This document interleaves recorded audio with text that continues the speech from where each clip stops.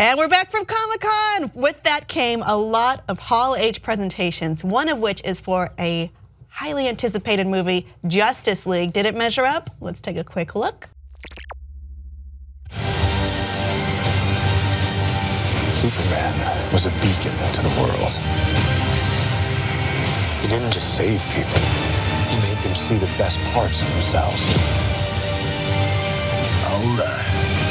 I don't recognize this world. You don't have to recognize him.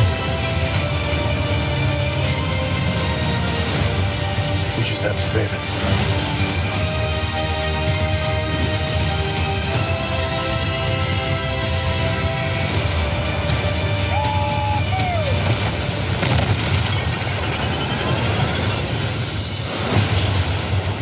How many of you are there? Not enough. Do you really think that... Oh, wow, they really just vanish. Huh? Oh, that's rude. So there's a lot going on. It looks like there's more than one villain from Apocalypse. It is theorized that is Steppenwolf, who is a leader with the apocalyptician, that's not the right word. Apocalyptian. Apocalyptian army? Yeah, apocalyptian sounds Apocalyptician. Apocalyptian, that sounds professional. Okay. There was something comics. in particular that was said, which was, there's no lanterns, no Kryptonians. Right. At the end, we see Alfred is talking to someone. Surprise, that person appears to have a red cape on their shoulder. Who could it be? Michael Jackson. No, not this time. It's someone else. I mean, this has come out a lot in the news, and I don't think you should be surprised. Henry Cavill will be back as Superman. What? Unfortunately for the reshoots with Joss Whedon, he already grew out his mustache for the new Mission Impossible movie, and in the contract, he cannot shave his mustache. So here's what he looks like. Superman, looking like Tom Selleck. This is his new better disguise. Because Clark Kent and glasses is just not enough, you need a fake mustache. I think it would be easier to just shave the mustache and wear a fake one, but in the contracts, these are two different companies, by the way.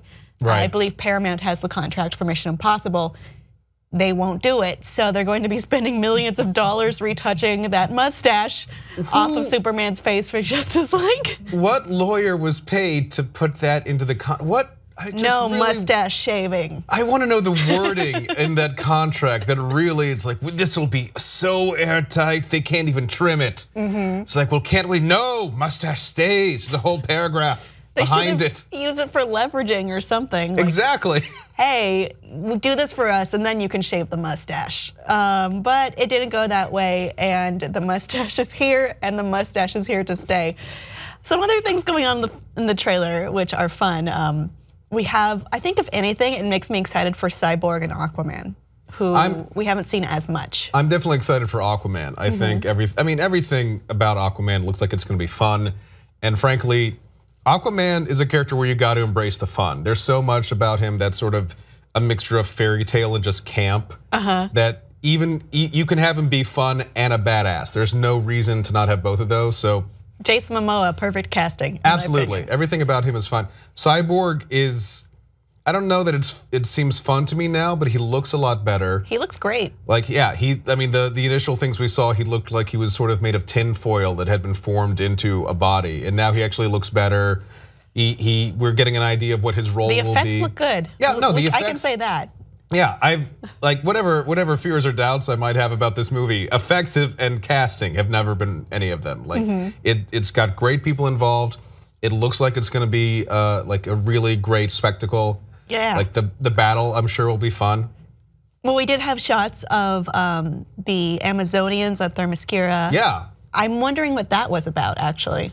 I'm hoping that they don't just have this opening scene of like Steppenwolf and an army of parademons just take out half the Amazons, and that'll be our like, oh, that's how badass it is. I hope that they actually do have a role beyond. We need the Amazons. Yeah, that's what I'm saying. Take out the Atlanteans. That's racist. Oh my God. It's sexist, if anything. True. I'm kidding. Oh my God, I am kidding. Yeah. Who else can we tick off? We also have the idea that there are Green Lanterns. There just isn't one here. I hope that they bring in someone who's not Hal Jordan. Agreed. For the future. I don't know if they will, though. What do you think? I think with the people involved and with how DC entertainment has been in the past 15 years, it is very likely that Hal will still be there. I'm hoping that they can find a compromise of, yes, Hal was here, and maybe Superman and Batman didn't know he was there, but then he's gone off to space because it's a big sector. And just like in the comics, there have been many times, especially since Jeff Johns brought Hal back, he brought in the idea that there will be 2 Green Lanterns per space sector. With Rebirth. Yeah, so you can have anyone play Jon Stewart.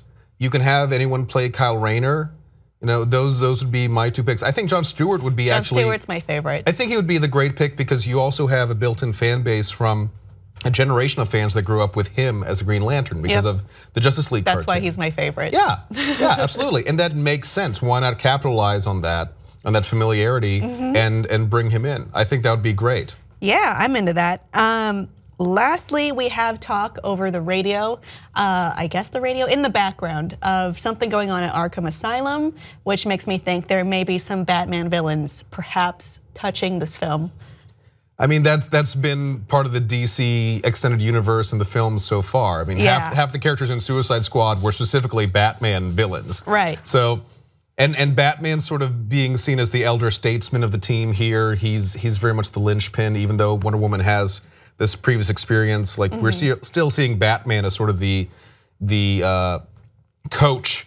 And so it makes sense. De facto leader? Yeah, and so it makes sense to me that if they're doing that, then they would bring in some aspects of his world and sort of remind you that he's been fighting villains for the past few years or before he went into retirement, and then Superman convinced him to come out of retirement and start killing. So overall, you didn't seem incredibly enthused about this trailer. Am I reading this wrong? I want it to be a good movie. I absolutely want it to be a good movie. I hope it's a good movie.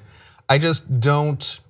After seeing the previous films by Zack Snyder in the DC Universe film, I think he did a great job with other work. But his DC Universe films, I haven't really been into. And it's not even a, well, Superman can't kill or anything. It's just as films, the story hasn't really worked for me. And I tell you what, honestly, this trailer would have me more excited if I hadn't seen or had any knowledge of Man of Steel or BVS, because part of the premise that it has is Superman was a beacon of light and he's gone now and we have to band together in his absence. Like, that's a great premise. I actually would be really interested. But he wasn't a beacon of light. But he wasn't a beacon of light. Like, we deconstructed him before we constructed him to be a hero. Like, Man of Steel, I get it, ended with this, like, his first battle destroys half a city, and you can argue if that's justified or not, but I didn't even see him necessarily feel bad about that. And then I was hoping that in BVS we would see, like, address that more and everything, and instead, again, we didn't. He just seemed defensive about, like, look, I'm just trying to do my thing. And you had people arguing about whether he's a hero or not, and that's fine, but not enough people saw him as a beacon of hope that I buy into this line later. I don't also, from those 2 movies, I never saw him doing anything beyond fighting. So that doesn't fulfill. Like good deeds. Yeah, or just in the comics, there have been so many things where Superman is an agent of social change, where he wants to inspire people to rethink their lives, rethink their actions. And I didn't see any of that in the previous 2 movies. So when Batman is talking about he was a beacon of hope who changed people and did more than fight, I'm asking, what movie were you watching? I would argue Wonder Woman has taken that role. Wonder Woman absolutely took that role. Yeah. The No Man's Land scene alone in Wonder Woman showed not just here is someone who is fighting against the odds and who will defy the odds and defy what you think she's capable of. She gave other people the opportunity to be heroic. That was a thing that happened in the Wonder Woman movie that should have happened in either Man of Steel or BVS for both Superman and Batman, frankly. Those are their great powers as heroes, to inspire others to be better. Right. Yeah, I think so too. And I think it would be wise to continue on that foot that Wonder Woman has set out with the most critically acclaimed and audience loved movie of the DC canon. So far, audience, what did you think of the Justice League trailer? Is it hopeful, promising, or not that? Please let us know below, and please like and subscribe for more.